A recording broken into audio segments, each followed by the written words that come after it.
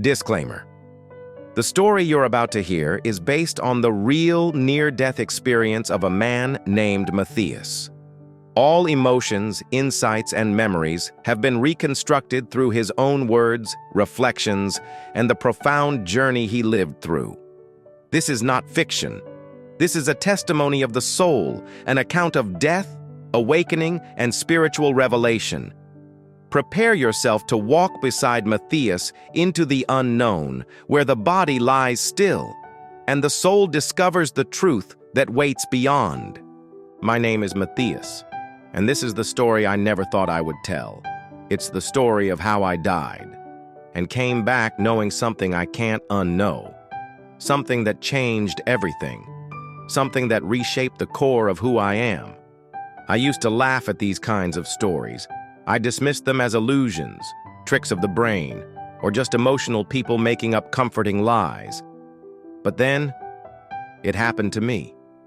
In 2007, I was 19 years old, and I had made a decision I believed was final. I was tired, not physically, but spiritually, emotionally. I felt like there was nothing left in this world for me, and in my despair, I decided to end my own life. It wasn't impulsive, it wasn't dramatic, it was quiet, calculated. I believed I was choosing peace over pain, escape over endurance. It was a Sunday morning, around 6 o'clock. The streets outside were silent. The world was asleep. I drank something, quietly, deliberately, hoping that it would allow me to simply drift away. I wanted to leave without pain, without drama, as if I would fall asleep and never wake up. I laid down on my bed on my stomach, breathing slowly, waiting for the darkness to come. At first, it seemed to work. I felt drowsy, detached. But then, the pain began. A deep, twisting pain in my stomach that forced me out of bed and into the bathroom. I tried to vomit to undo what I had done, but it was too late.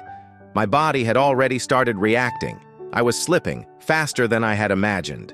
I called out to my mother. I told her what I had done. Her face turned pale.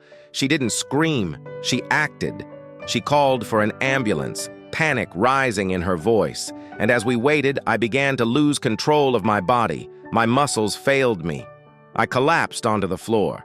My voice, once desperate, became weak. I could barely whisper. My breath came in shallow gasps. I was freezing. The cold wasn't just physical, it was existential. I was fading. My mother covered me in blankets. My sister and brother-in-law arrived. The minutes stretched into eternity. And finally, the ambulance came. My brother-in-law carried me in his arms. I remember the cold metal of the stretcher. The nurse placing a thermal blanket over me, oxygen flooding my lungs through a mask. And then I let go, not of life, but of resistance. I stopped fighting. My thoughts became focused. If I'm going to die, I want to pay attention. I want to know what happens next. I had heard about near-death experiences on TV before, but I didn't believe in them. I was an atheist, a skeptic. I thought death was the end. Period. Oblivion was all I expected. But then, something began. My vision darkened, not like fading into sleep, but like shadows closing in from the edges. Blackness crept toward the center of my sight until there was nothing but void. My hearing vanished. My sense of touch dissolved. It was as if the entire world was being turned off, one sense at a time, and just when I thought it was over, I felt something. It started in my arm, a tingling, buzzing energy, then my leg, then my chest, until it spread throughout my entire body. It wasn't pain, it wasn't fear, it was power, a strange, electric fullness. Then, from within my physical body, I felt something rise, a second body, a duplicate, a soul. It lifted, slowly, separating from the shell below. I was both of them for a moment. The body lying still, and the essence floating above. I could feel both, one anchored, the other light as mist. And then I was just the second one. That's when peace came. Pure, unshakable peace. It was immediate and overwhelming. All fear evaporated, all remorse dissolved. I was weightless, free. And then came love. Not love like we know it here, not romantic, not familial, not even emotional. It was cosmic. A love so powerful it felt like I was being held by the universe itself. I wasn't seeing or hearing anything, but I knew. I was safe. I was home. This love wrapped around me like the arms of infinity, and it felt like it had been waiting for me all along. And then, it was like the walls around me shattered, not physically, but metaphysically. My awareness exploded outward. I felt myself expand, like ripples in still water, until I was no longer confined to a body. I became everything.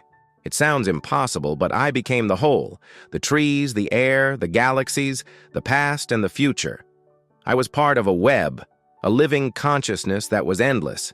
I didn't see it. I felt it, fully, absolutely. There were no borders, no names, no thoughts, just being. And that being was eternal, familiar, true. I was not Matthias anymore. Not exactly, I was more and less. I was a part of the source that dreams the universe into being. And it wasn't frightening. It was the most natural thing I had ever known. And then, it stopped. I blacked out. When I opened my eyes, it was Wednesday. I was in a hospital bed. 3 days had passed. I had been in a coma. I had survived. My body was weak, but my memory was strong. The memory of what happened didn't fade. It was clearer than anything else in my life. I knew exactly what I had experienced. I just didn't know how to tell anyone. For 2 years, I told no one. I was afraid.